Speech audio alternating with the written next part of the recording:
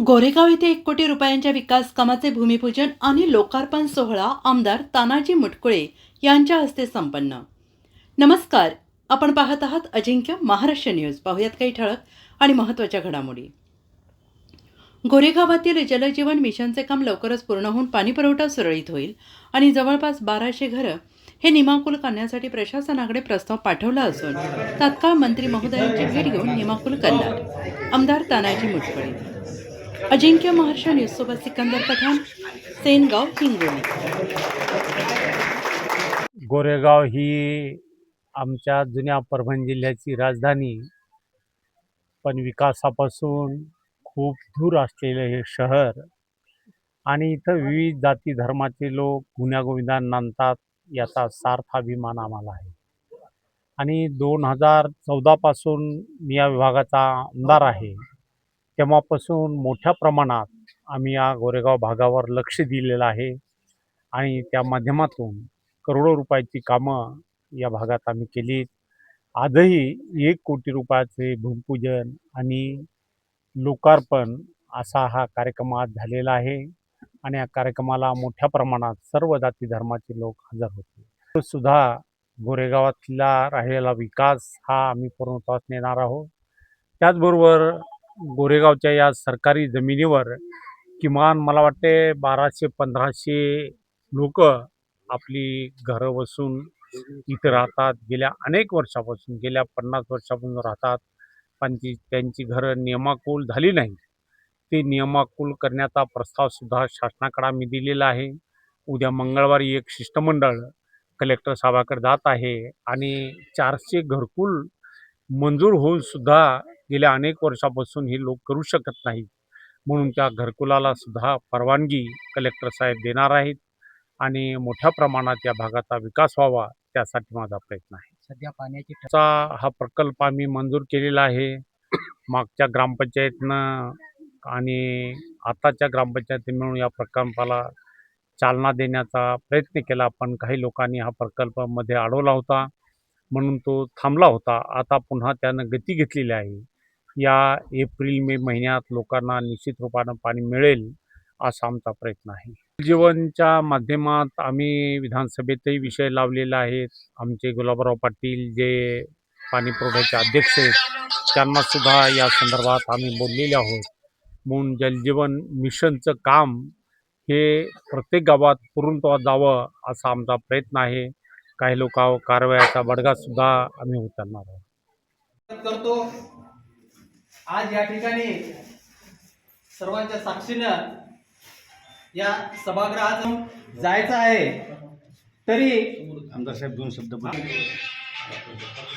आमदार साहेबांचं आपल्याला आणि लगेच आपल्याला नेमून दिला. एवढ्या कामाचे दिवस असताना सुद्धा आपण सर्वजण उपस्थित झाला. अनेक प्रश्न आपण उपस्थित केले आणि अनेक प्रश्न मी सुद्धा गावागावात गेलो की उकरून काढतो. गावात गेलो की पत्रात एखाद मंदिर असले की लगेच पाडून टाकावं, याला सभागृह देऊ, असं करत आताही या बौद्धविहारात कोणी तुम्ही बोलते नव्हते, पण मी रस्त्यात उभं राहून पाहिलं. असं म्हणलं हे अर्धवट काम काय हो, ते म्हणले बौद्धविहार आहे. मग किती झालं बंद आहे ते म्हणजे 15 वर्ष झाले. म्हणून बौद्धविहार असो, कोणती स्तूप असो, हे आपल्याला लोकवर्गणीतूनच करावी लागतात आणि ती लोकवर्गणी आपण करता काही कारणानं थांबली, ते निश्चित रूपानं आपण सर्वजण मनावर घ्या आणि हे बौद्धविहार पूर्णत्वास जावं, त्यासाठी माझाही जो काय हातभार आपल्याला वैयक्तिक लागेल तो मी देण्यासुद्धा तयार आहे.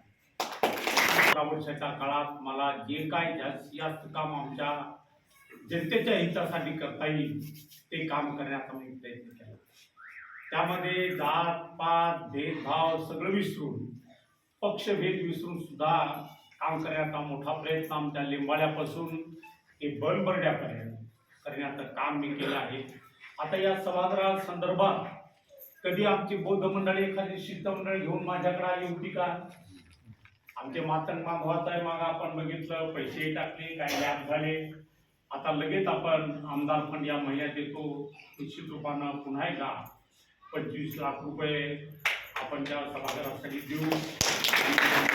त्वरित सभागृह व्हावं त्यासाठीचा प्रयत्न माझा आहे. आमच्या लिंबाळ्यापासून असं एकही गाव मला दाखवा की तिथे मी बौद्धांना मातांगांना सभा, माझा आग्रह प्रत्येक गावात आहे. कारण डॉक्टर बाबासाहेब आंबेडकरांच्या नावाने हे सभागृह आपण दिलेलं आहे आणि डॉक्टर बाबासाहेब आंबेडकरांनी आपलं आयुष्य त्या अभ्यास करण्यासाठी वेचलं गेलं. विविध विषयावर त्यांचं आचरण, त्यांचे विचार या देशाला तारक असे ठरलेले. ते मग अर्थशास्त्र असो किंवा या देशाच्या समानतेचा अधिकार असो, या सगळ्या गोष्टीवर त्यांनी विचार मंथन करून आपल्या घटनेत आपल्या सगळ्यांना जो अधिकार दिला, त्या डॉक्टर बाबासाहेबांच्या नावानं असलेले सभागृह हे शिक्षणासाठी का वापरले जाऊ नये हा सुद्धा प्रश्न आपण आपल्या नवीन पिढीनं विचारला पाहिजे. माझी विनंती आपल्याला एकच आहे, एक एक खुर्ची जर आपण 200-200 रुपयाची दिली तर आणि लाईटाची व्यवस्था केली तर आपली पोरं इथे एका जागेवर येऊन शिकतील, अभ्यास करतील. नाहीतर घरी गेले की शाळा सुटली की पोरं दारातून दप्तर घरात फेकतात, कोण चालली खेळायला. म्हणून ती पोरं आपण जमा करून जर इथं आणली नवीन पोरांनी तर निश्चित रूपानं त्यांचं भविष्य हे वेगळं राहील हाही विचार माझ्या मनात आहे. मित्रो, गेल्या अनेक वर्षात आता एका कार्यकर्त्याने खंत व्यक्त केली की रोड झाले, की शेतकऱ्यांसाठी झाले, जे मोठे मोठे सभागृह झाले ते मोठ्या लोकांसाठी झाले, पण आमच्या गोरगरिबांचं काय हा सुद्धा विचार आमच्या मनात आहे. महाराष्ट्राच्या सरकारला आम्ही या गायरान जमिनी, सरकारी जमिनी प्रत्येक गावावर आहे. कोणतंही गाव असं नाही की त्या गावावर सरकारी जमीन नाही. आमच्या गावावर जवळपास 300-350 घरं, आडगावला सुद्धा सरकारी जमीन बसली. आपल्या गावात मला वाटतं एखाद्या 1000 घर तरी असतील सरकारी जमीन. म्हणून 1000 याच्यापेक्षाही जास्त मोठं गाव आहे. आणि मला वाटतं दवाईची संख्या मोठ्या प्रमाणात असेल का? दवाई संख्या मोठ्या प्रमाणात आमच्या गावात दवाईची संख्या आहे, मोठ्या प्रमाणात दवाई. कारण ही मोठी गावं मंत्र्यानं घोषणा केली की जिथं जिथं आपल्या गेल्या 11, 20, 15 वर्षापासून लोक राहतात ती घरं नियमाकून करायची. आता गुरुवारी येणार होते मंत्री, पण काही कारणात तो कार्यक्रम थोडा लांबला. तरी सुद्धा मंगळवारी, आता मी कलेक्टर साहेबांना ऑनलाईन बोललो होता, कलेक्टर साहेबांनी मंगळवारी ऐका इकडे जर बोलू, मंगळवारी आपल्यातले 10-15 जण आपण कलेक्टर साहेबांकडे जा, रवी, संजू हे सगळे मिळून तुमच्या सोबत येतील आणि त्या दिवशी आपल्याला जे घरकुल मिळाले त्याची ऑर्डर सुद्धा कलेक्टर साहेबांना मी त्या दिवशी द्यायची सांगणार आहे. आणि आपल्या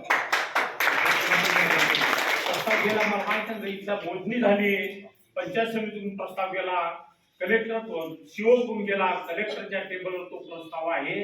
तो प्रस्ताव निश्चित रूपानं मंगळवारी आपला मान्य होईल आणि आपल्या सगळ्यांना ती घरकुल सुद्धा अलर्ट होती. आणि दुसरी गोष्ट, आपण जी राहतात ती घर सुद्धा आपल्याला सरकार त्याचे पट्टे सुद्धा नावान करून देणार आहे.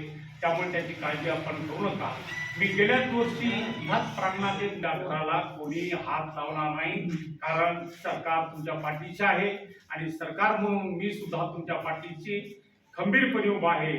जातीपातीच्या पलीकडे आपण काम केलं पाहिजे हा एक विचार घेऊन आम्ही काम करण्याचा प्रयत्न करतो आणि त्याला साथ देण्याचं काम, त्याला आशीर्वाद देण्याचं काम जनतेने सुद्धा करावं अशी एक अपेक्षा व्यक्त करतो आणि माझे 2 शब्द संपतो.